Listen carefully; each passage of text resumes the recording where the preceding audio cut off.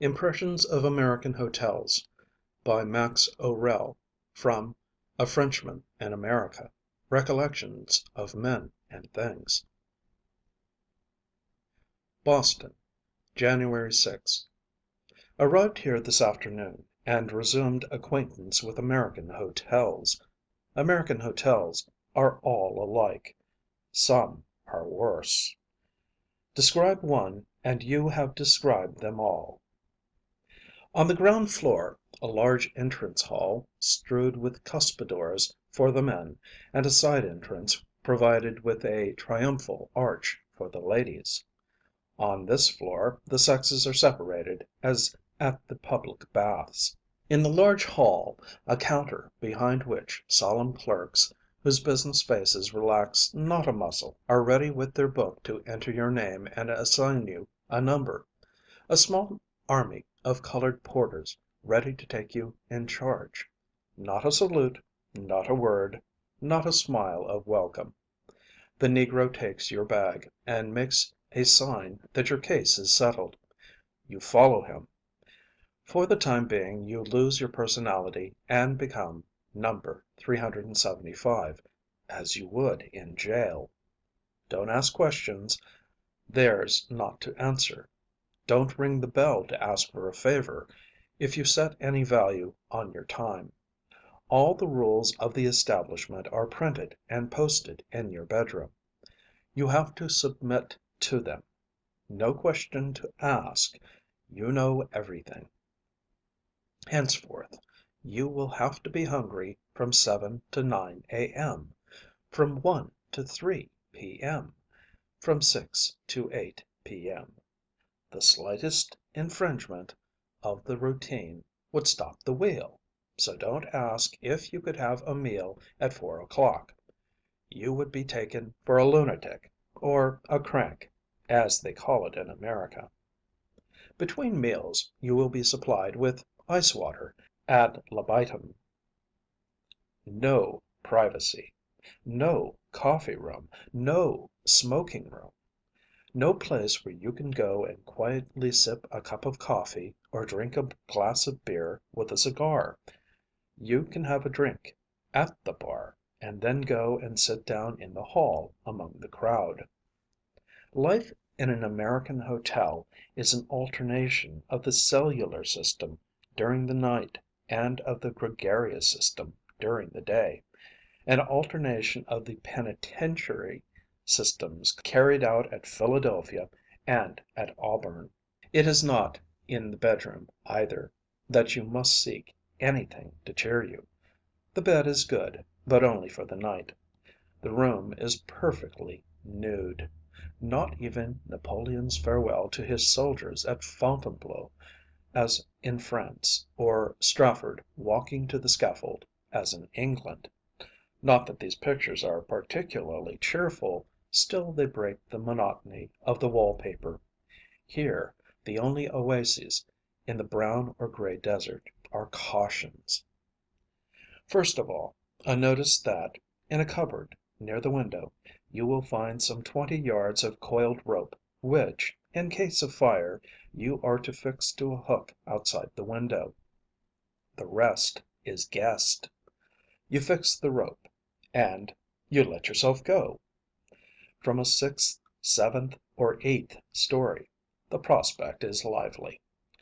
Another caution informs you all that you must not do, such as your own washing in the bedroom. Another warns you that if, on retiring, you put your boots outside the door, you do so at your own risk and peril. Another is posted near the door, close to an electric bell. With a little care and practice, you will be able to carry out the instructions printed thereon.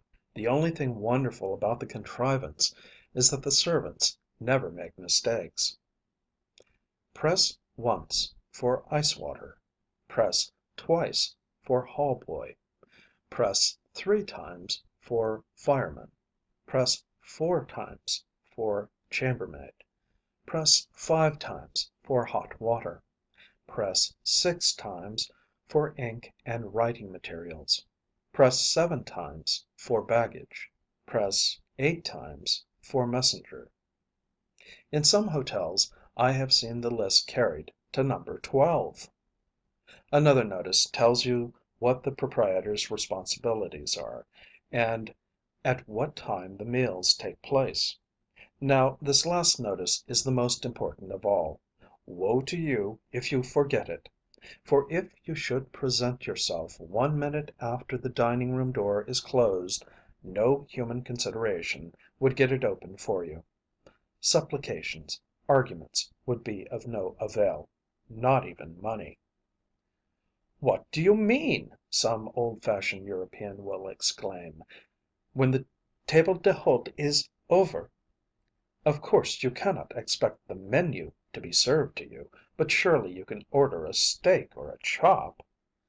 No, you cannot, not even an omelette or a piece of cold meat.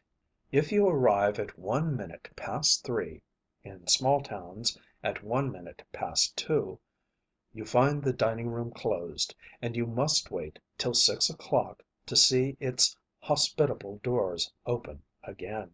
When you enter the dining room, you must not believe that you can go and sit where you like. The chief waiter assigns you a seat, and you must take it. With a superb wave of the hand, he signs to you to follow him. He does not even turn round to see if you are behind him, following him in all the meanders he describes, amid the 60, 80, sometimes 100 tables that are in the room.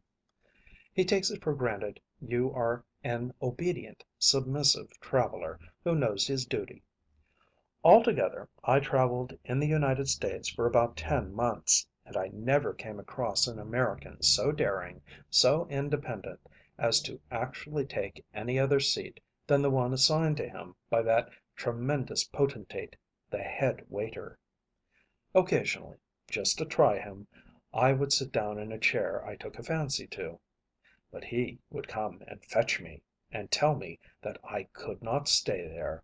In Europe the waiter asks you where you would like to sit.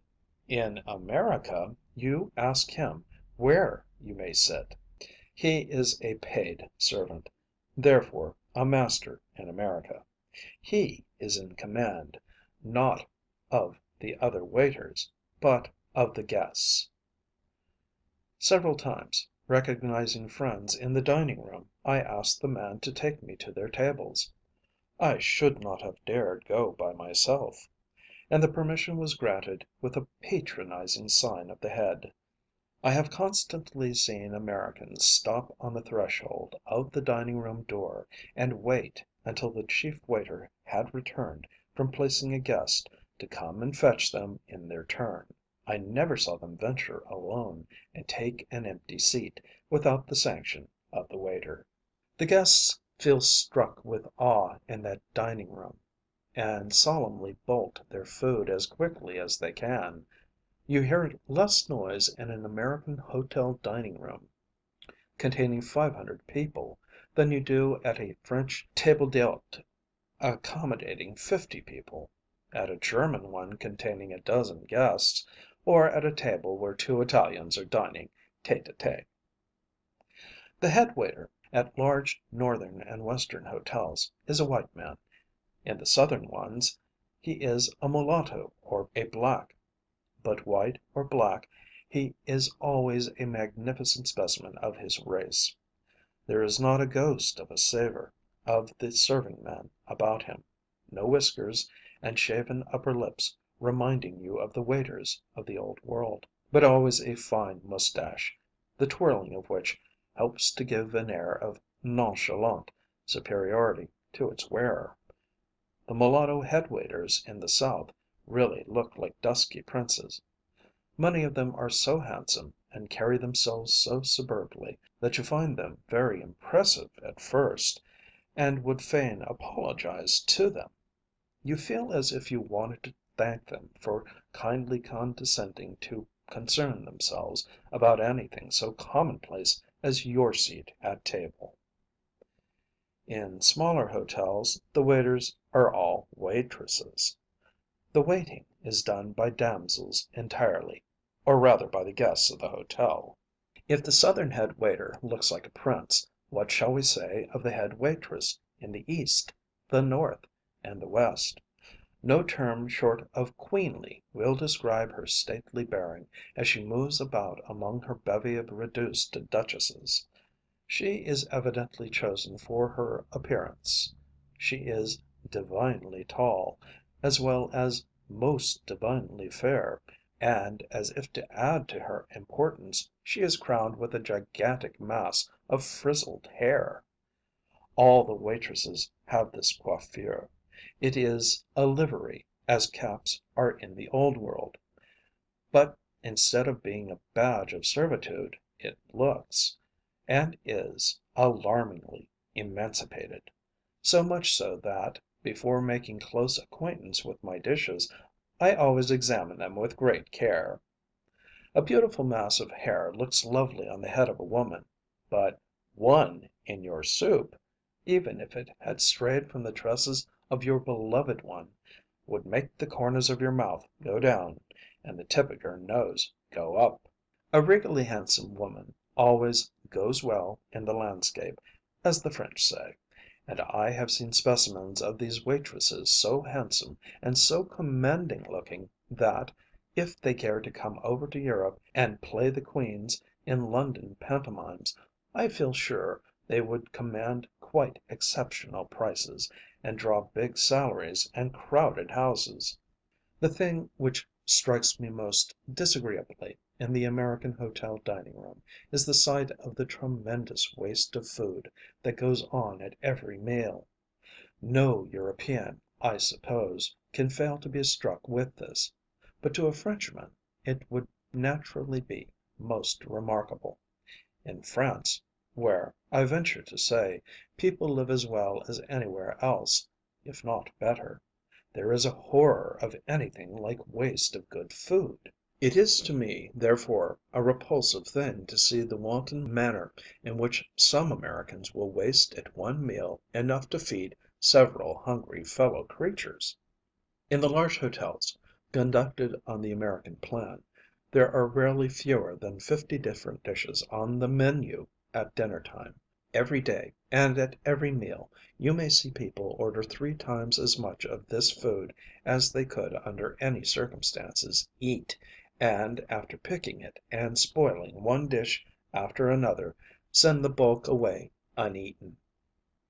I am bound to say that this practice is not only to be observed in hotels where the charge is so much per day, but in those conducted on the European plan, that is, where you pay for every item you order.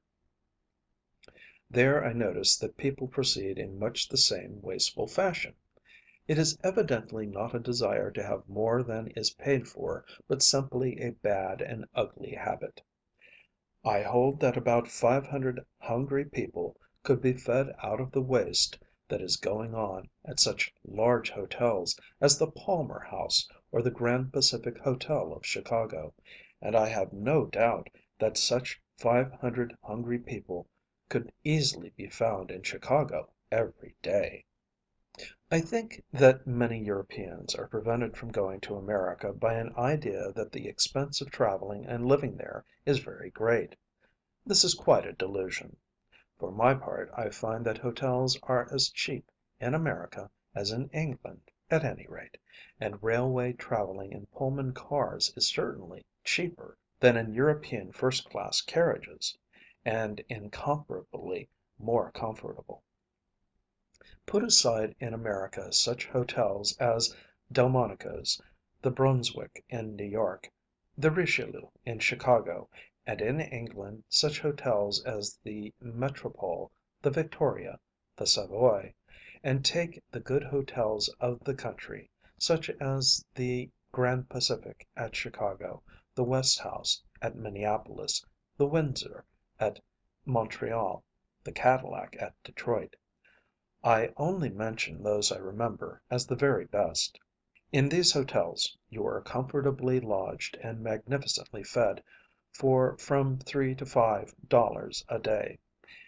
In no good hotel of England, France, Germany, Italy, Switzerland would you get the same amount of comfort, or even luxury, at the same price, and those who require a sitting room get it for a little less than they would have to pay in a European hotel. The only very dear hotels I have come across in the United States are those of Virginia. There I have been charged as much as $2 a day, but never in my life did I pay so dear for what I had, never in my life did I see so many dirty rooms, or so many messes that were unfit for human food. But I will just say this much for the American refinement of feeling to be met with. Even in the hotels of Virginia, even in the lunch rooms in small stations, you are supplied, at the end of each meal, with a bowl of water to rinse your mouth.